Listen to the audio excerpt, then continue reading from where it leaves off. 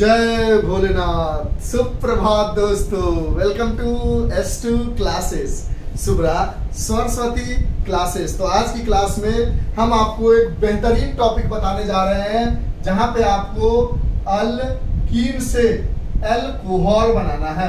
बहुत सारा तरीका है अल्कीन से अल्कोहल बनाने का। सारे तरीकों का रिवीजन कराते हुए हम आपको एक ओवरऑल व्यू भी दे देंगे जैसा अभी तक बताते जा रहे हैं। तो देखो, अल्कीन हम कोई उठा लेते हैं, CH3 CH double bond CH2 alkyne ले लिया। अब इससे हमें अल्कोहल पहुंचना है तो एक तरीका है कि इसको हम रिएक्ट करा दे या तो HCl से, या तो इसको रिएक्ट करा दे HBr से, या इसको रिएक्ट करा दे HI से। इन तीनों केसेस में लगेगा Markovnikov's rule, Markovnikov's rule, Markovnikov's rule. और जहां पर भी मार्कोनिकॉप्स रूल लगेगा वहां पर मैकेनिज्म होगा SN1 का, याद रखना है।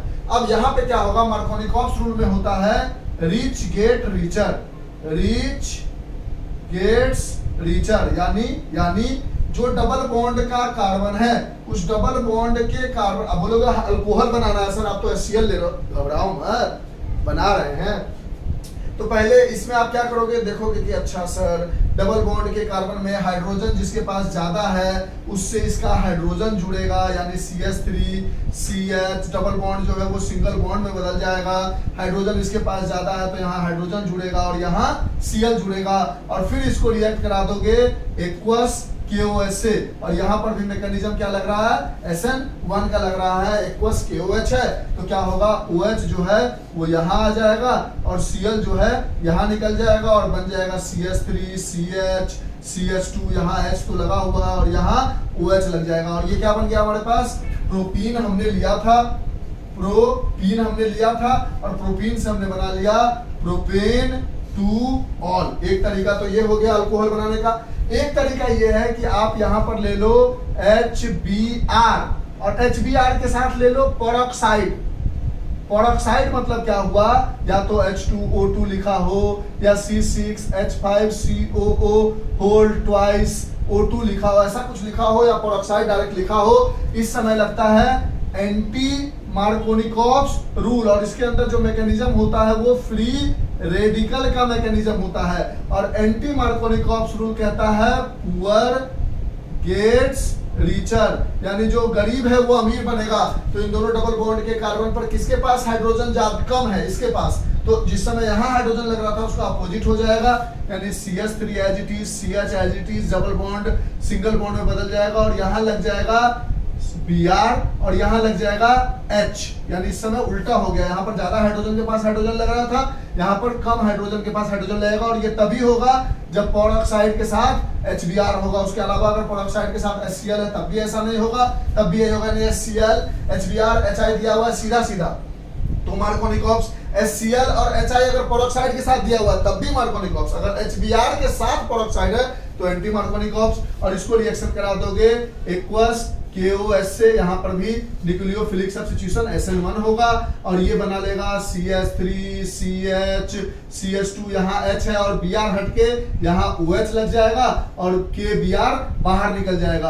अब देखो देखो देखो, दिमाग लगाने वाला और सारा मेथड है। दिमाग लगाने वाला बच्चा क्या कहेगा कि अगर हमें प्रोपीन से प्रोपेन टू ऑल बनाना है तो ये मेथड लेके चलेंगे, लेकिन हमारे बुक में NCERT में एक क्वेश्चन है कि हमें प्रोपीन से प्रोपेन 1 ऑल बनाना है, प्रोपेन 1 ऑल बनाना है। तो प्रोपीन से अगर प्रोपेन 1 ऑल बनाना है तो ये मेथड नहीं ले सकते क्योंकि 2 ऑल बन रहा है, 1 ऑल चाहिए, तो परऑक्साइड के साथ एक्वस KOH लगाओगे।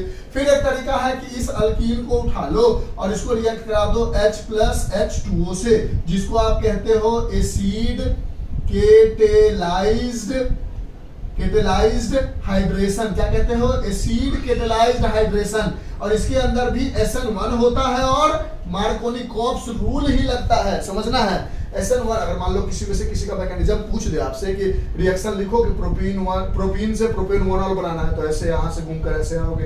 बोलेगा प्रोपीन से प्रोपेन 2 बनाना है, यहाँ से घूम के ऐसे आओगे। कहेगा प्रोपीन से प्रोपेन 1 या 2 जो भी बनाना है, अगर इससे लाना है तो इससे क्या बनेगा 2 बनेगा। बात को ध्यान रखना है क्योंकि यहाँ पर मार्कोनिकॉफ रूल लग रहा है, और जहां भी मार्कोनिकॉफ रूल लग रहा है वहां पर अगर आपको मैकेनिज्म लिखने के लिए कहे तो SN1 का मैकेनिज्म याद है, उसको पूरा उतार दो, काम बन गया। ठीक है, जरूरी नहीं कि इसी से मैकेनिज्म लिखना है, SN1 का मैकेनिज्म लिख दो। और ऐसा जैसे E1 E2 बताया, अगर SN1 SN2 लिखने नहीं आता वो बोलना 10-15 मिनट में, वो भी समझा देंगे।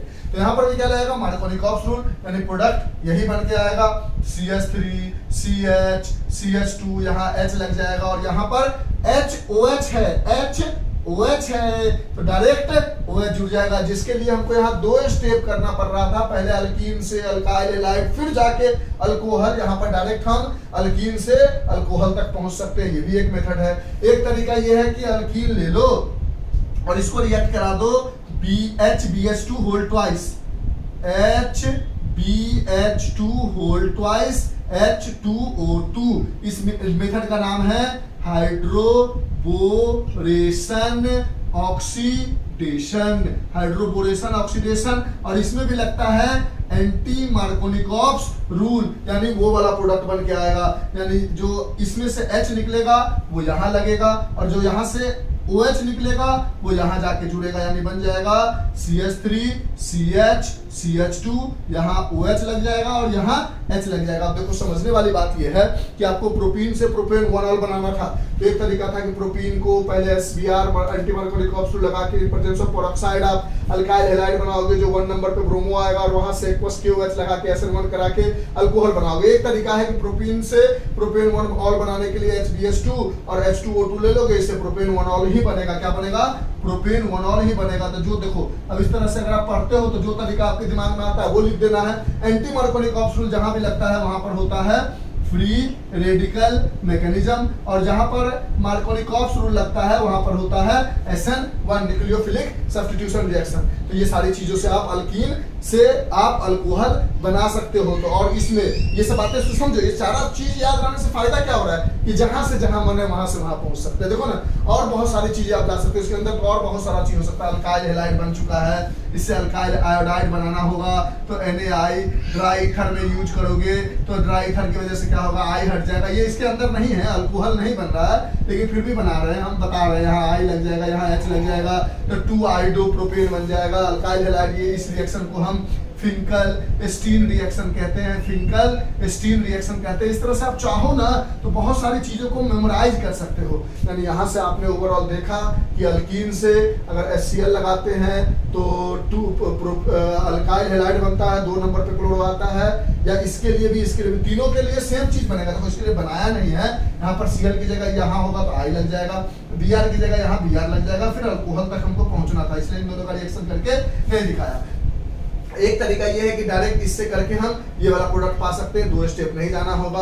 और 2 तरीका ये है, इन दोनों का तरीका सेम है। यहाँ पर पहले HBr लो, फिर 1 ब्रोमो बनाओ, फिर एक्वस KOH से अल्कोहल बनाओ, या फिर डायरेक्ट HBH2 H2O2 ले लो और डायरेक्ट प्रोपेन 1 बना लो। इस तरीके से आप चीजों को कोरिलेट कर पाओगे।